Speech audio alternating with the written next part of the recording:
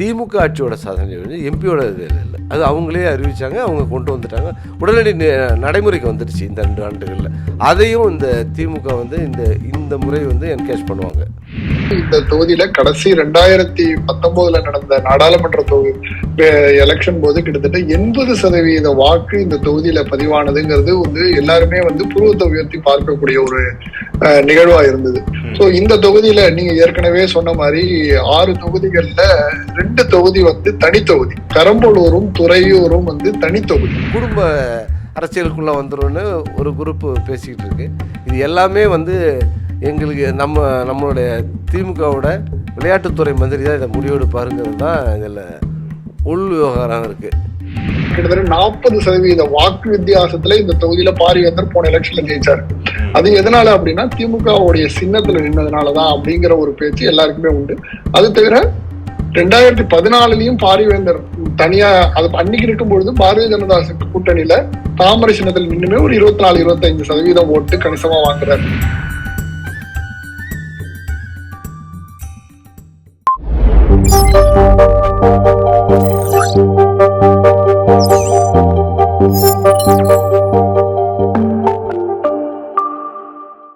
வணக்கம், welcome to the raw show with ரா.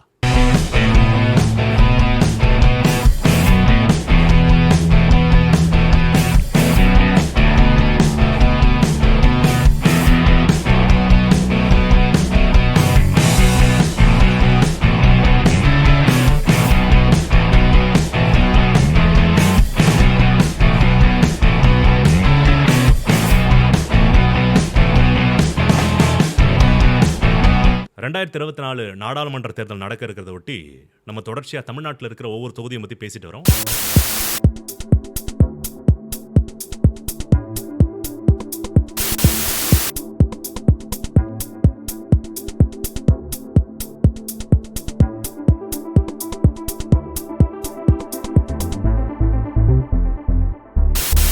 இன்னைக்கு பெரம்பலூர் தொகுதியை பற்றி பேச போகிறோம். இது குறித்து பேசுறதுக்காக நம்ம கூட மூத்த பத்திரிகையாளர் திரு சுந்தர்ராஜன் மற்றும் அரசியல் ஆர்வலர் திரு ஜனார்த்தனன் 2 பேரும் இணைஞ்சிருக்காங்க. வணக்கம். வணக்கம் சார். வணக்கம். பெரம்பலூர் தொகுதியை பொறுத்த வரைக்கும் என்ன அப்படின்னு பார்த்தா, இந்த வாய்ப்பு யாருக்கு அப்படின்ற இந்த செக்மெண்ட்டில் பார்த்தீங்கன்னாக்கா, இந்திய ஜனநாயக கட்சியோட நிறுவனரான பாரிவேந்தர் சிட்டிங் எம்பியாக இருக்கார். திமுக கூட கூட்டணி வச்சு இந்த தொகுதியை வந்து 2019 ஜெயிச்சிருக்காரு. அப்போ திமுக சின்னத்தில் தான் நின்று இருக்காரு. இந்த தொகுதியை பொறுத்த வரைக்கும் நிறைய கட்டுமான ஆலைகள் இருக்குது, அந்த மாதிரி தொழில்கள்லாம் இங்கே இருக்குது. இதில் பார்த்தீங்க அப்படின்னாக்கா மண்ணச்சநல்லூர், துறையூர், அப்புறம் பெரம்பலூர், குளித்தலை, லால்குடி, முசிறி அப்படின்னு 6 சட்டமன்ற தொகுதிகள் இங்கே இருக்குது. 8 முறை திமுக வெற்றி பெற்றிருக்கு, 6 முறை அதிமுக, 2 முறை காங்கிரஸ் ஜெயிச்சிருக்கு.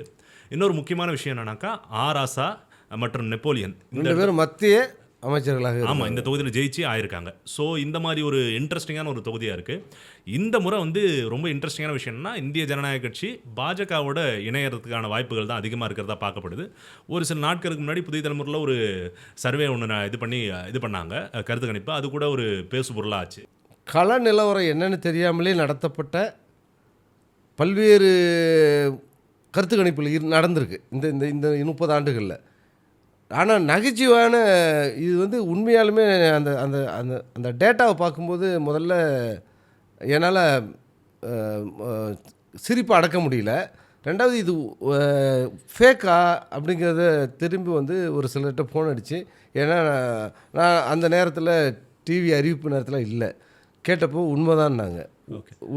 நான் சொன்னது காமெடி நீங்கள் உண்மைங்கிறீங்களா அப்படின்னு நான் கேட்டேன். புரியுது. நம்ம செக்மெண்ட்டில் போயிடலாம். ஆனால் இதனுடைய கான்டெக்ட் என்ன அப்படின்னாக்க, புதிய தலைமுறை இது பண்ணதில் திமுக கூட்டணிக்கு கிட்டத்தட்ட ஒரு 38%, அவர்த்த வந்து அதிமுக 3வது இடத்துக்கு அவங்களுக்கு வந்து போன மாதிரியும், அடுத்து பாஜகவுக்கு 18% வாக்கு தமிழக அளவில் இருக்கிற மாதிரியும். போன தாட்டி இல்லை, பொதுவாக வந்து பாஜக தனித்துன்னா 3% வாக்கு தான் இருக்குது. அப்படின்ற பொழுது 18% எப்படி வந்துச்சு, வளர்ச்சி அடைஞ்சிருக்கலாம், இப்படிப்பட்ட அபரிமித வளர்ச்சி எப்படி வந்துச்சு அப்படின்றது தான் அதோட முக்கியமான கேள்வியாக இருந்துச்சு. நம்ம இதுக்குள்ளே போயிடலாம், செக்மெண்ட்டுக்குள்ளே. ஜனார்த்தன், உங்கள்கிட்ட கேட்க வேண்டியது என்னன்னா, இந்த பெரம்பலூர் தொகுதியில் பாரிவேந்தர் அப்படின்ற இவர் எம்பி வந்து திமுக கூட்டணியில் இருந்தவர் இப்போ பாஜகவோட சேர்றதுக்கான வாய்ப்புகள் தான் அதிகமாக இருக்குது அப்படின்றது வெளிப்படையாக தெரியுது. குறிப்பாக இந்த புதிய தலைமுறை கருத்து கணிப்பு அப்படின்ற ஒரு விஷயங்கள் பார்க்கும்பொழுது கூட, ஆமாம், ஆப்வியஸாக வந்து பிஜேபியை வந்து கொஞ்சம் ஸ்மூத்திஃபை பண்ணுறதுக்கு இந்த மாதிரி பண்ணியிருக்காரு அப்படின்ற மாதிரி தான் ஒரு டாக்கே போய்கிட்டு இருக்கு. ஸோ இதில் பெரம்பலூர் தொகுதியை பொறுத்த வரைக்கும் முக்கியமான டேட்டாஸ், தரவுகள் பற்றினா கொஞ்சம் எங்களுக்கு சொல்லுங்களேன். இந்த பெரம்பலூர் தொகுதி பாத்தீங்கன்னா கிட்டத்தட்ட வந்து 14 லட்சம் வாக்காளர்களை கொண்ட ஒரு தொகுதி. இந்த தொகுதியில பாத்தீங்கன்னா அதாவது எதிர்பாராத விதமாக இந்த தொகுதியில கடைசி 2019 நடந்த நாடாளுமன்ற தொகுதி எலெக்ஷன் போது கிட்டத்தட்ட 80% வாக்கு இந்த தொகுதியில பதிவானதுங்கிறது வந்து எல்லாருமே வந்து புருவத்தை உயர்த்தி பார்க்கக்கூடிய ஒரு நிகழ்வா இருந்தது. சோ இந்த தொகுதியில நீங்க ஏற்கனவே சொன்ன மாதிரி 6 தொகுதிகள்ல 2 தொகுதி வந்து தனி தொகுதி, பெரம்பலூரும் துறையூரும் வந்து தனி தொகுதி. அதாவது இதுல பாரிவேந்தர் வந்து ஒரு தன்னுடைய வாக்குறுதியாவே ஒண்ணு கொடுத்திருந்தாரு இந்த எலெக்ஷன்ல கண்டெஸ்ட் பண்ணும்பொழுது. ஒவ்வொரு வருடமும் 50 12ஆம் வகுப்பு முடித்த மாணவர்களுக்கு இலவசமாக உயர்கல்வி தன்னுடைய இதுல கொடுக்கற மாதிரி கடந்த 5 ஆண்டுகள்ல அதே மாதிரி இலவசமாகவே 50 பேர் ஒரு வருஷத்துக்குன்னு கிட்டத்தட்ட 600 பேருக்கு மேல இலவசமா படிப்பு கொடுத்திருக்காரு. அது வந்து நிறைவேற்றிட்டாங்கிறது மக்கள்கிட்ட பரவலாவே அங்க இருக்கு. அதே மாதிரி பாத்தீங்கன்னா கொரோனா காலத்துல மருத்துவ செலவு இதெல்லாம் ஃப்ரீ பண்ணி அந்த மாதிரி, அதாவது இது வந்து தொகுதி சார்ந்த பணியா செய்யாம தன்னால பர்சனலா என்ன முடியும் அப்படிங்கறத விஷயங்கள்ல நிறைய செஞ்சிருக்கிறதாக ஒரு பரவலான ஒரு பேச்சு இருக்கு. இது தவிர தொகுதியில என்னென்னலாம் வரணும் அப்படிங்கறத தனியா பேசுவோம். அதே மாதிரி இந்த தொகுதியில இருக்கிற மண்ணச்சநல்லூர் தொகுதியில வந்து இன்னைக்கு இப்ப சிட்டிங் எம்எல்ஏ இருக்காரு, கதிரவன் பேரு. அவர் யாருன்னா தனலட்சுமி சீனிவாசன் அவருடைய பையன். சோ இந்த தொகுதியை சார்ந்துதான் இந்த கல்வி நிறுவனங்கள் ஏன் வருது அப்படிங்கிறதுக்கு ஒண்ணு பாரிவேந்தர் இந்த தொகுதியோட எம்பியா இருக்காரு, 2வது தனலட்சுமி சீனிவாசன் அவருடைய பையன் மணச்சநல்லூர் தொகுதி எம்எல்ஏவா இருக்காரு திமுக. இந்த தொகுதியை பொறுத்த வரைக்கும் 6 தொகுதியுமே திமுக வசம் தான் இருக்கு. எல்லாருமே, அதாவது இந்த தொகுதியில 3 மாவட்டங்கள் வருது, அதுவும் இருக்கு. ஏன்னா கரூர் மாவட்டத்துல வந்து ஒன்னும், மீதி 5 தொகுதிகள் திருச்சியிலையும், ஒரு தொகுதி வந்து பெரம்பலூர்ல மாவட்டத்திலையும் வருது. இதுதான் இதை பொறுத்த வரைக்கும் ஒரு பிராடரான ஒரு வியூ. கட்டாயமா. இப்போ வந்து சுந்தரராஜன், இங்கே இருக்கிற இஷ்யூஸ் பற்றி கொஞ்சம் சொல்லுங்களேன். இப்போ சிட்டிங் எம்பிக்கு ஓரளவு ஒரு நல்ல பேர் இருக்குது அப்படின்றத தனிப்பட்ட செயல்கள் மூலமாக மக்கள் மத்தியில் இருக்கிறதா ஜனார்த்தனன் சொன்னார், நீங்களும் சொன்னீங்க. இப்போ இங்கே இருக்க இஷ்யூஸ் இல்லை இங்கே வேறு எந்த மாதிரியான அரசியல் நகர்வுகள்லாம் நடந்துட்டு இருக்கு அப்படின்றத பற்றி அவர் எம்பியாக வந்து எந்த நலத்திட்டங்களையும் கொண்டு வரல. ஒன்று வந்து 10 ஆண்டுகளுக்கு முன்னாடி 2 எம்பி தேர்தலுக்கு முன்னாடி ஒரு எக்ஸ்போர்ட் சோன் ஒன்று கொண்டு வரேன்னு பெரம்பலூர் தொகுதியில் நிலங்கள் ஆர்ஜிதம் செய்யப்பட்டு வந்து அது இன்று வரை கிடப்பில் இருக்குது. அதை இவர் முயற்சி பண்ணலை. ஒன்று. 2வது வந்து இங்கே ரொம்ப காலமாக சொல்லிக்கிட்டு இருக்கிற, பெரம்பலூருக்கே சொல்லிக்கிட்டு இருக்கிற ஒரு திட்டம் என்னென்னா ரயில்வே திட்டம். ஆமாம், அதை பற்றி இவர் பேச்சளவில் கூட தொடங்கலை. பெரம்பலூரில் மட்டும்தான் ரயில் சேவை இல்லைன்ற ஒரு தரம். ஆமாம், குறுக்கு பாதை, சரியான பாதை இருக்குது. தஞ்சாவூர், அரியலூர், ஜனார்த்தனன் குறுக்க விரும்புறாரு. இந்தியாவிலேயே ரயில் சேவை இல்லாத மாவட்டம் பெரம்பலூர் மாவட்டம். இப்போ இல்லை, இது பூர்வாங்க பணிகளை தொடங்கினாங்க.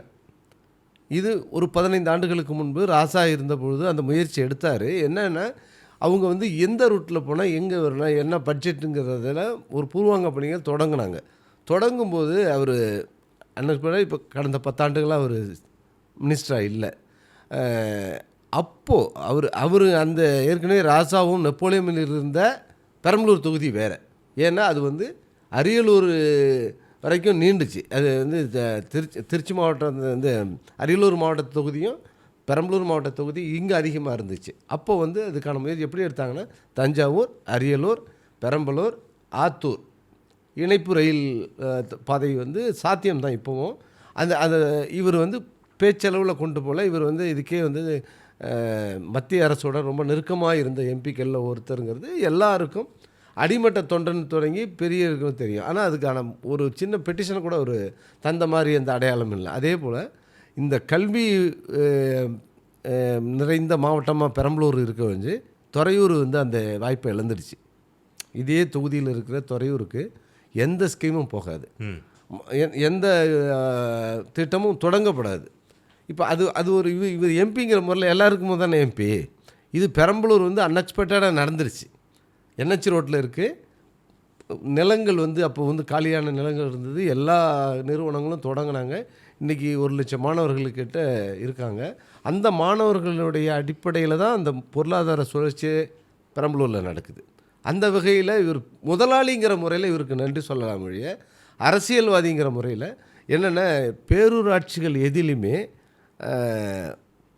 பஸ் ஸ்டாண்டுகள் இல்லை.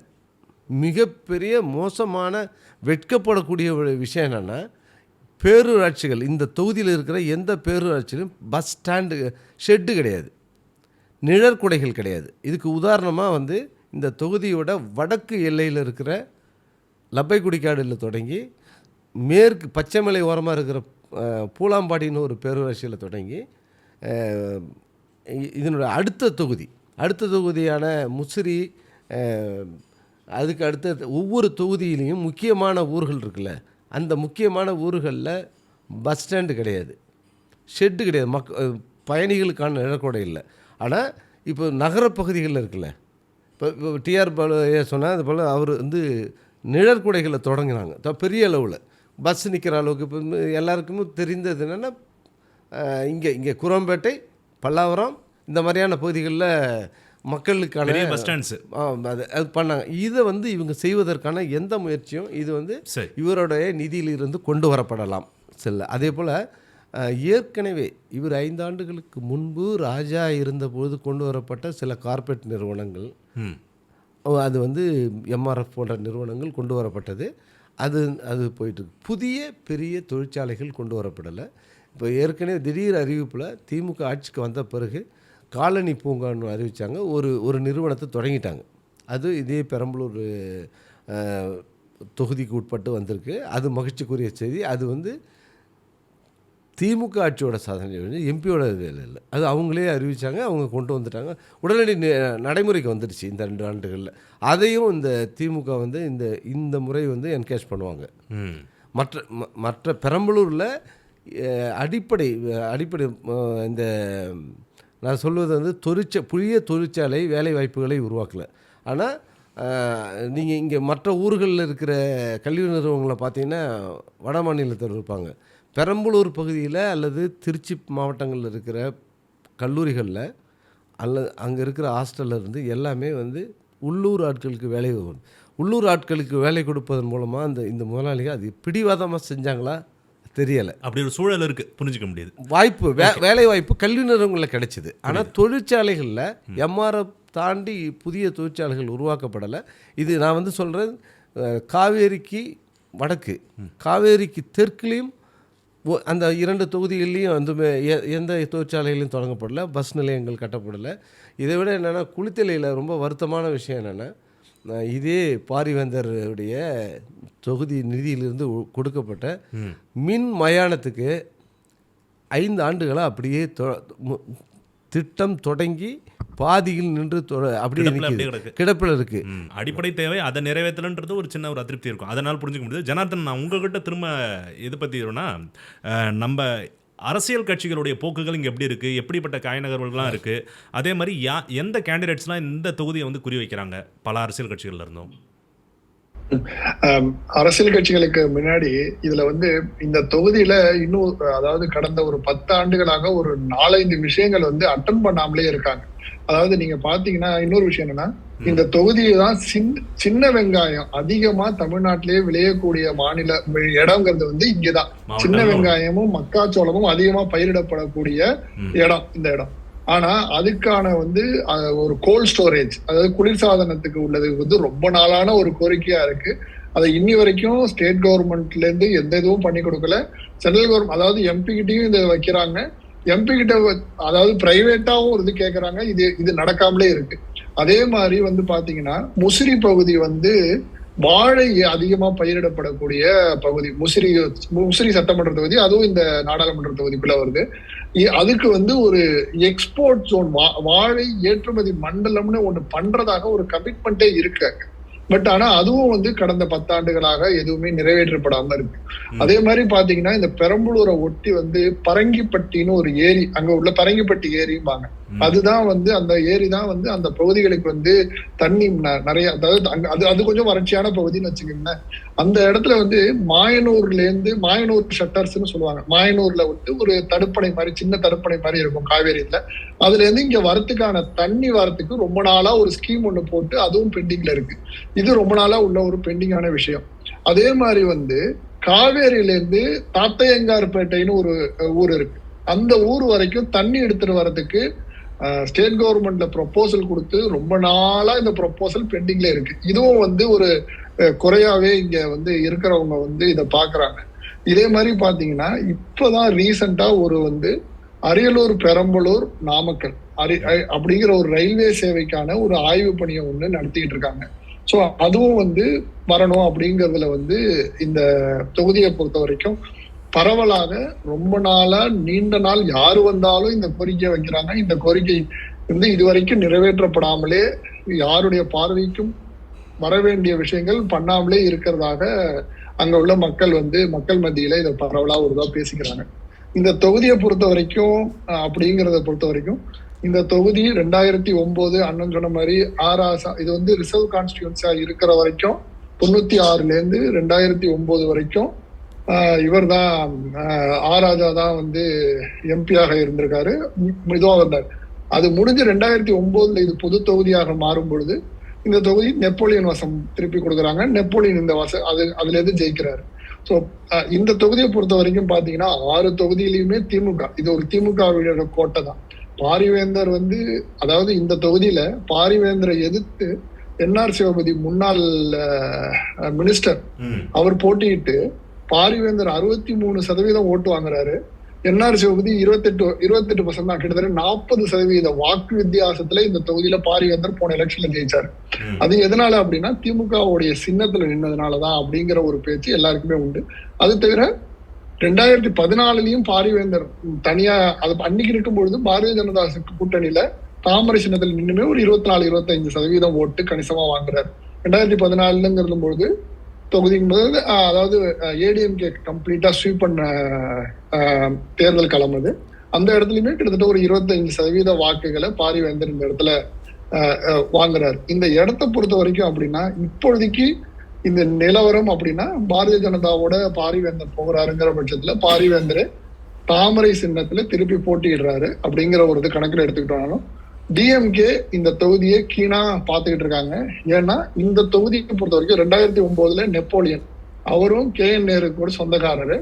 இந்த தடவையும் KN நேருவோட பையன் அருண் நேருக்கு இந்த இடத்த வாங்கி கொடுக்கறதுல நேரு வந்து ரொம்ப தீவிரமா இருக்காரு. அநேகமாக திமுகவுக்கு இந்த தொகுதியில அருண் நேரு தான் போட்டியிடுவார் அப்படிங்கறது கிட்டத்தட்ட எல்லாரும் வேலைக்கு செஞ்சு வேலை ஆரம்பிச்சு வேலை பண்றதுக்கு போயிட்டாங்க. இன்கேஸ் பாரிவேந்தர் வந்து பிஜேபியோட இதுல போகல அப்படிங்கிற பட்சத்துல இந்த தொகுதியை பாத்தீங்கன்னா ஜாதி வாரியா நீங்க கணக்கு எடுத்துக்கிட்டோம் அப்படின்னா முத்திரையர் அதிகமா வாழக்கூடிய தொகுதி இந்த தொகுதி. முத்திரையர் தான் இந்த தொகுதியில அதிகமா இருக்காங்க. முத்திரையருக்கு அடுத்தது பாத்தீங்கன்னா பட்டியலிட பறையர் அவங்க சமுதாயம் அதிகமா இருப்பாங்க. பாரிவேந்தருடைய சமுதாயமும் இந்த இதுல ஒரு 6-7%, அதாவது உடையார் சமுதாயம் அதுவும் கிட்டத்தட்ட 6% மேல இருக்காங்க. இதை தவிர ரெட்டியார், பிள்ளைமார், வன்னியர் இவங்களாமும் 5-6% இருக்காங்க. ஸோ இந்த தொகுதியில வந்து பாரிவேந்தர் அப்படி அருண் நேரு இவங்க 2 பேரும். இப்ப பாரிவேந்தர் சப்போஸ் இல்ல அப்படின்னா பிஜேபி நிக்குது அப்படின்னா வீரமுத்திரையர் பேரவைன்னு ஒண்ணு இங்க இருக்கு. அதாவது செல்வகுமார்னு அவர் வந்து ஒரு தனியா கட்சி நடத்திக்கிட்டு இருக்காரு. இந்த தொகுதியில இந்த 6 சட்டமன்ற தொகுதியிலுமே அந்த வீர முத்தரையர் முன்னேற்ற கழகம் செல்வகுமார் வந்து ரொம்ப ஃபேமஸான ஆளு, மக்களுக்கு பரிச்சயமான மனிதர். முத்திரைய சமுதாயத்துல ஒரு பேர் சொல்லக்கூடிய தலைவராக விளங்குறார். அவர் பாரதிய ஜனதா சார்புல போட்டியிடுறதுக்கும் வாய்ப்புகள் நிறைய இருக்கு. அதாவது பாரதிய ஜனதா பாரிவேந்தரோட போகல அப்படிங்கிற பட்சத்தை பொறுத்த வரைக்கும் ஏடிஎம்கே பொறுத்த வரைக்கும் முசிறியோடைய முன்னாள் எம்எல்ஏ என்ஆர் சிவபதி அவர் தான் லாஸ்ட் டைம் நின்று தோத்தாரு, அவரே திருப்பி நிற்பாங்க அப்படிங்கிறாங்க. அதே மாதிரி பாத்தீங்கன்னா இந்த தொகுதியை பொறுத்த வரைக்கும் ஆல்ரெடி நாம் தமிழர்ல தேன்மொழின்னு அவங்கள வந்து கேண்டிடேட்டாவே அனௌன்ஸ் பண்ணி திருச்சிலையும் கூட்டம் நடத்தி அவரையும் வந்து கேண்டிடேட்டா அனௌன்ஸ் பண்ணி அவங்களும் களத்தை காண்றதுக்கு இதுவா இருக்கு. நேருவோட மகன்கிறது வந்து மீதி 4 தொகுதிகளிலேயே ஏற்கனவே போஸ்டர் அடிக்கப்பட்டு அவர் நிகழ்ச்சிகளில் கலந்து கொண்டு அடுத்த இது எலெக்ஷனுக்கு அவர் தானே அந்த 4 தொகுதி முடிஞ்சிருச்சு. இப்போ ப்ரொஜெக்ட் பண்ணாத ஒரே தொகுதி வந்து பெரம்பலூர் தான். மற்ற தொகுதிகளில் அவங்க வேலையை ஏற்கனவே தொடங்கிட்டாங்கன்னா அவரை ப்ரொஜெக்ட் பண்ணி போஸ்ட் அடித்து இது கடந்த 2 ஆண்டுகளாக வேகமாக நடந்து முடிஞ்சிருச்சு. இப்போ வந்து ஒரு அப்ரூவலுக்காக தான் நேரு வெயிட் பண்ணுறாரு. எப்படியும் தன்னுடைய இது. ஆனால் நேரு இந்த பையன் நிறுத்தினா அது வந்து வழித்தோன்றல்ங்கிற அவங்களுடைய குடும்ப அரசியலுக்குள்ளே வந்துரும்னு ஒரு குரூப்பு பேசிக்கிட்டு இருக்கு. இது எல்லாமே வந்து எங்களுக்கு நம்மளுடைய திமுகவோட விளையாட்டுத்துறை மந்திரி தான் இதை முடிவெடுப்பாருங்கிறது தான் இதில் உள் விவகாரம் இருக்குது. விளையாட்டுத்துறை மந்திரிக்கு தான் தெரியும் யாரை நிறுத்த போகிறாங்க. அவரது ஒப்புதல் தான் இப்போ இருக்குது. ஏன்னா சீனியர்களோட எண்ணங்கள் 2 சீனியரு, ராஜாவும் ஒரு சீனியரு, மந்திரி உள்ளூர் மந்திரி நேருவும் ஒரு சீனியர். இப்போ 2 பேர் இஷ்யூக்குள்ளே ஒருவேளை புதிதாக கொடுக்கலாம், இல்லைன்னா 3ஆவதாக தள்ளி விட்டுடலாம். கூட்டணி கட்சிகளுக்கு கொடுக்க வாய்ப்பு இருக்குது அப்படின்றதையும் நம்ம பார்க்கலாம். ஆமாம், அதுவும் இதை நம்ம கவனத்தில் கொள்ள வேண்டி இருக்குது. ரொம்ப இன்ட்ரெஸ்டிங்கான ஒரு தொகுதி தான். ஏன்னா வந்து போன தாட்டி திமுகவில் நின்று ஜெயிச்ச பாரிவேந்தர் இந்த முறை பாஜகவுக்கு போகிறதுக்கான வாய்ப்புகள் அதிகமாக இருக்கிறதா பார்க்குறோம். அதே மாதிரி திமுக கூட்டணி கட்சிகளும் இந்த தொகுதி காய்களை நடத்துகிறாங்க. அதே மாதிரி திமுகக்குள்ளேயும் நீங்கள் சொல்கிற மாதிரி ஒரு தரப்புக்கு மேலே இதில் ஒரு இன்ட்ரெஸ்ட் காட்டுறதை நம்ம பார்க்க முடியுது. ஜனார்தன், இறுதியாக உங்கள் கருத்து இந்த தொகுதியை பற்றி உங்களை சொல்லி முடிச்சிருங்க. இந்த தொகுதியை பொறுத்த வரைக்கும் இது வந்து திமுகவோட கோட்டை. பாரிவேந்தருக்கும் திமுகவால் இல்ல திமுகவால யாரு நிப்பாட்ட போறாங்களோ அந்த வேட்பாளருக்கும் உடைய அதிமுகவுக்கு அப்படிங்கறதுல வந்து இந்த இடத்துல வந்து 3ஆம் இடம் தான் கண்டிப்பாக யாரு நிப்பாட்டினாலும். அதனால திமுகவுக்கும் பாரிவேந்தருக்கும் இடையே ஒரு டஃப்பான ஒரு எலெக்ஷனா தான் இருக்கும் இந்த எலெக்ஷன். ஓகே சுந்தரராஜன், உங்களுடைய இறுதி கருத்தை என்ன சொல்ல விரும்புகிறீங்க இந்த தொகுதியை பற்றி? தற்போது நிலவரப்படி கூட்டணி அமைந்து அதன் பிறகான இது வந்து வேட்பாளர் அறிவிக்கப்பட்ட பிறகு தான் இது ஒரு ஃபோக்கஸிங்க்கு வரும். ஆனால் இப்போ இருக்கிற ஃபேவருங்கிறது திமுகவுக்கான ஃபேவர்.